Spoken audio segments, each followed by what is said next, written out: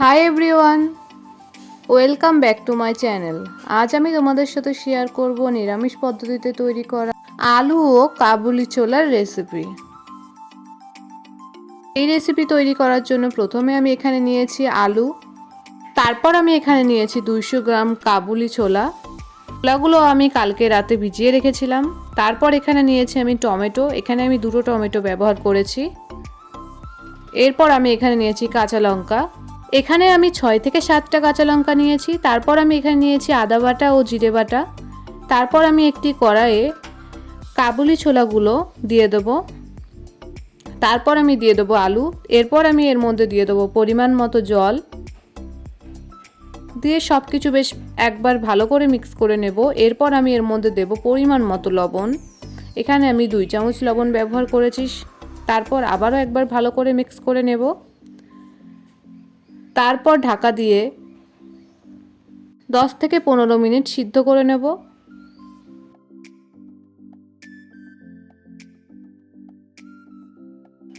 কাবুলি ছোলা ও আলুটা আমার সিদ্ধ হয়ে গেছে, দেখুন কি সুন্দর সিদ্ধ হয়েছে।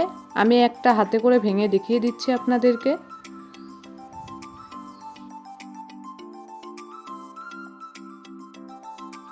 এরপর আমি কাবুলি ছোলা ও আলুগুলো একটি পাত্রে ঢেলে নিলাম। তারপর আমি ওই কড়াইয়ে দিয়ে দেবো পরিমাণ মতো সরষের তেল। তারপর এখানে দিয়েছি আমি 5 ফোড়ন। তারপর এর মধ্যে দিয়ে দেবো আমি কাঁচা লঙ্কাগুলো, দিয়ে কাঁচা লঙ্কাগুলো কিছুক্ষণ ভেজে নেব। তারপর এর মধ্যে দিয়ে দেবো টমেটো কুচি। এরপর সব কিছু বেশ একবার ভালো করে মিক্স করে নেব। তারপর এই টমেটোগুলো আমি 5 থেকে 6 মিনিট মতো ভেজে নেব।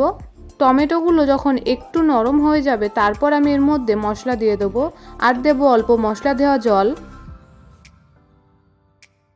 তারপর সব কিছু আবারও ভালো করে মিক্স করে নেব।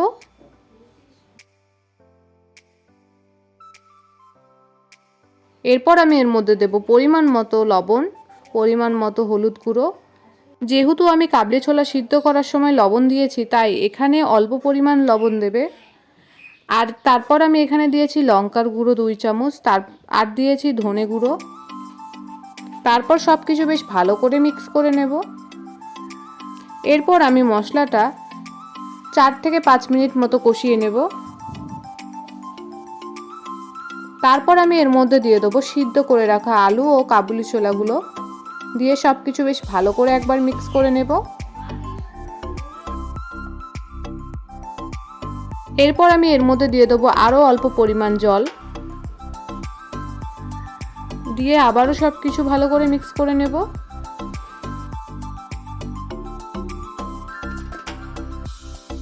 এরপর আমি 5 থেকে 6 মিনিট মতো সিদ্ধ করে নেব।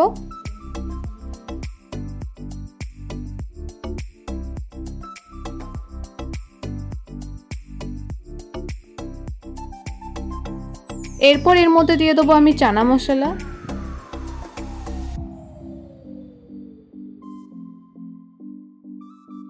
তারপর সব কিছু আবারও মিক্স করে নেব।